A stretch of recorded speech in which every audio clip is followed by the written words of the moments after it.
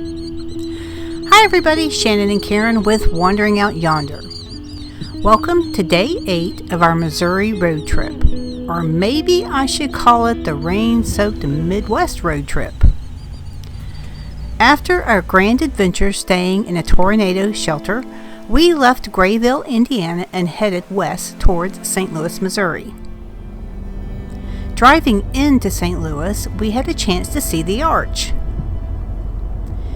We had hoped to go inside and take the elevator ride to the top, but due to Fran's size, we could not find parking anywhere. Oh well, maybe next time. Still, the arch was a pretty cool sight to see, and you don't realize just how large it is until you got close to it. Wow.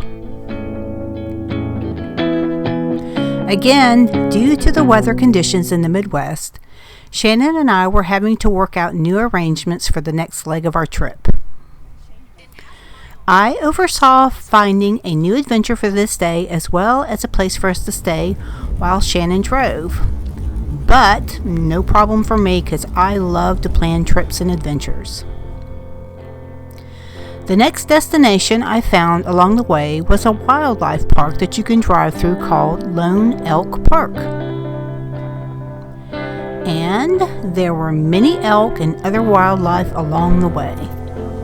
A little odd as it was very close to St. Louis in the suburban areas, but a nice little drive off the beaten path.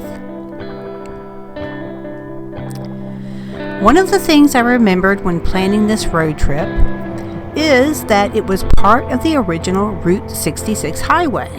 So off I go planning a Route 66 adventure.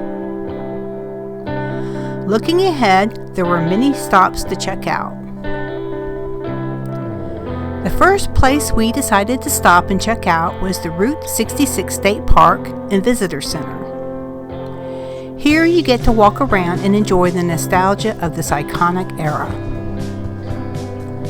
Stepping back in time, I can just imagine how exciting it must have been to travel this route across the country.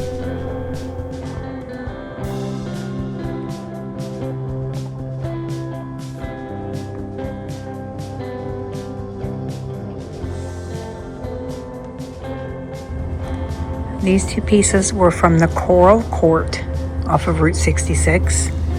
Really cool.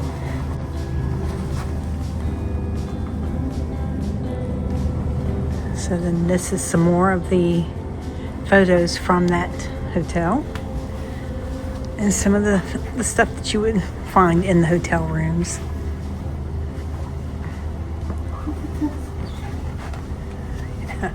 Wow, Rebel even made a little model for it. Super cool. And this is the road sign on display here, showing it back in 1982 during the Times Beach flood. So you can see it underwater. Funny.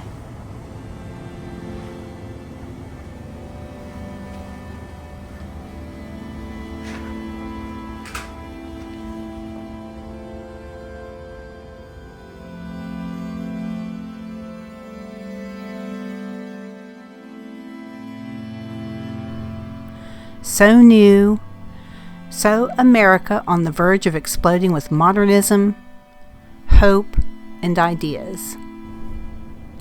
I personally love the retro decor and signs of the times.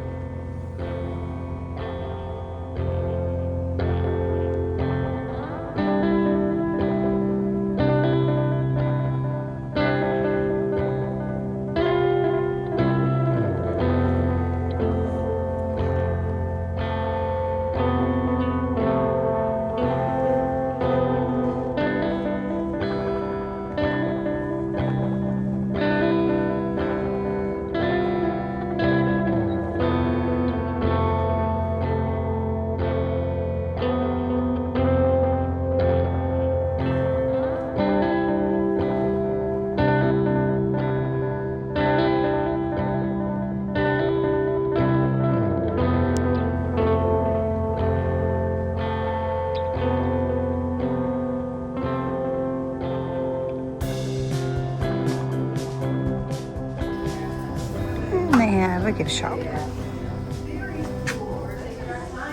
This park also is the home of the Meramec River Bridge and uses a rare bridge design called the Warren Truss design. It is no longer in service but still in the park.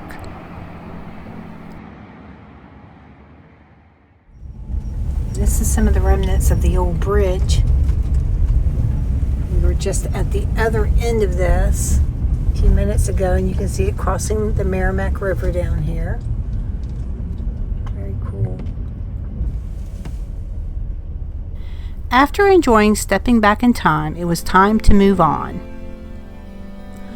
A little lunch and we were on our way to our next destination. We decided to keep following the original Route 66 as much as possible. It parallels Highway 50 by winding back and forth through small towns and fields. Along the way you will see old relics, signs, and businesses that once thrived along Route 66. Due to the weather conditions in this part of the country, there were many flooded areas, and we had to pay attention to the flood warnings as we were driving. Fortunately, we did not have any issues on this day other than a lot of rain. And, you know, driving in the rain all day can be a bit exhausting, so we had to look ahead to try and find a place to stay tonight. We finally landed on staying at one of the Route 66 hotels overnight. We decided we needed a little break from the chilly, damp weather. Once we arrived and settled in, we took advantage of the weather letting up to prepare a meal. Shannon was able to go outside and make some curbside burgers. Thanks, Shannon.